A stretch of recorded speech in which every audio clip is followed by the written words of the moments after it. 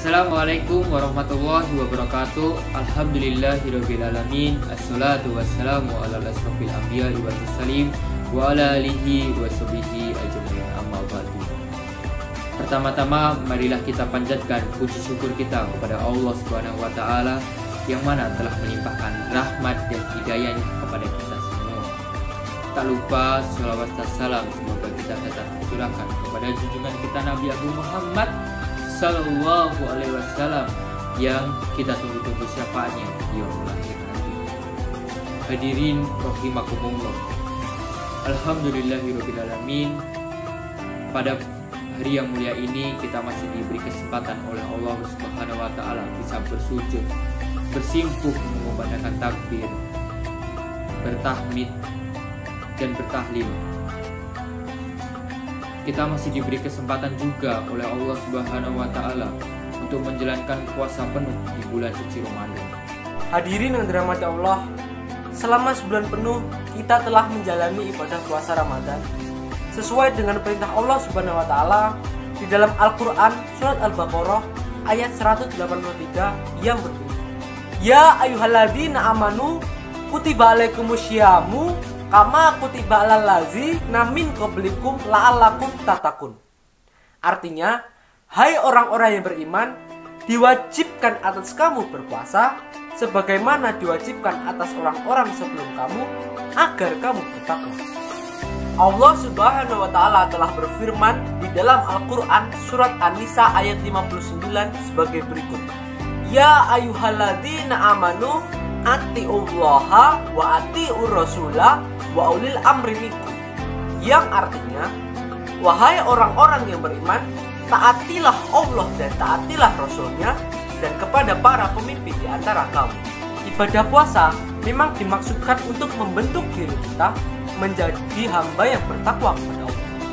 Di dalam bulan Ramadan, banyak hal yang dalam kondisi normal kita boleh melakukannya karena hukumnya mubah. Tetapi selama berpuasa, kita dilarang melakukannya seperti makan, minum, ataupun hal-hal lain yang dapat membatalkan puasa. Semua itu dilakukan untuk melatih kita menjadi manusia yang dapat menahan diri. Jika terhadap hal-hal yang sebenarnya kita boleh melakukannya, kita mampu menahan diri, apalagi terhadap hal-hal yang memang dilarang oleh agama, tentu saja pasti kita akan mampu meninggalkan larangan itu. Sudah 1 tahun lebih kita terkurung dalam rumah, sehingga kita tidak bebas berkegiatan di luar rumah, termasuk dalam menjalankan ibadah sholat berjamaah.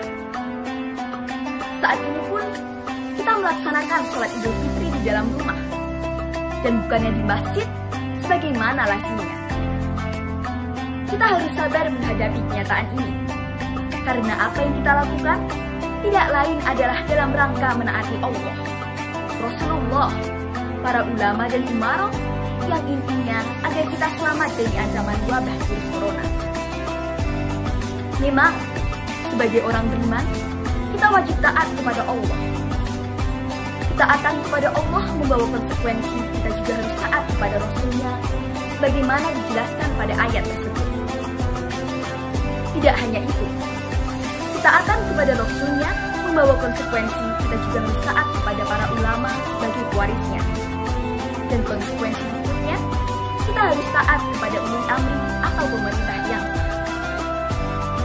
Saudaraku, keluargaku yang dirahmati Allah, ibadah puasa juga erat hubungannya dengan pengampunan dari Allah Subhanahu wa taala. Hal ini sebagaimana ditegaskan Rasulullah Shallallahu Alaihi Wasallam dalam sebuah hadis beliau yang diriwayatkan Abu Hurairah radhiyallahu anhu sebagai berikut, Man shoma Ramadana imanan wahtisaban ghufira lahu ma taqaddama min dzambi. Yang artinya, barang siapa yang berpuasa Ramadan karena iman dan mengharapkan pahala, maka akan diampuni dosa-dosanya yang telah lalu. Hadirin rahimakumullah, di masa pandemi seperti sekarang, kita harus optimis bahwa kita bisa beradaptasi dengan keadaan secepat-cepatnya. Kita berharap ke depan keadaan semakin membaik. Pintu-pintu masjid kembali terbuka. kita dapat berkumpul, mengaji bersama, menjalankan sistem kontrol sosial bersama-sama melalui pintu-pintu masjid di sekitar kita. Selain itu, meskipun Ramadan kali ini, hari raya kali ini, kita terhalang oleh keadaan dan tidak bisa bertatap muka, jangan sampai lewatkan permohonan maaf kita kepada kedua orang tua kita. Silahkan saling bermaaf-maafan antar keluarga, sahabat, saudara, teman menggunakan fasilitas yang ada. Jika pertemuan fisik tidak memungkinkan, kita dapat memanfaatkan media sosial yang kita punya sebagai sarana untuk mempererat hubungan saling bermaaf. Dengan begitu, media sosial kita menjadi wasilah menuju ridha Allah Subhanahu wa Ta'ala. Semoga Allah senantiasa memberikan taufik, hidayah dan inayahnya sehingga kita dan keluarga kita menjadi orang yang taat kepada Allah dan Rasulnya. Sehingga kelak saat kita dipanggil oleh Allah Subhanahu wa Ta'ala, kita meninggalkan dunia dengan keadaan husnul khawatimah. Amin amin ya rabbal alamin. Demikian yang dapat kami sampaikan. Ada kurangnya kami mohon maaf.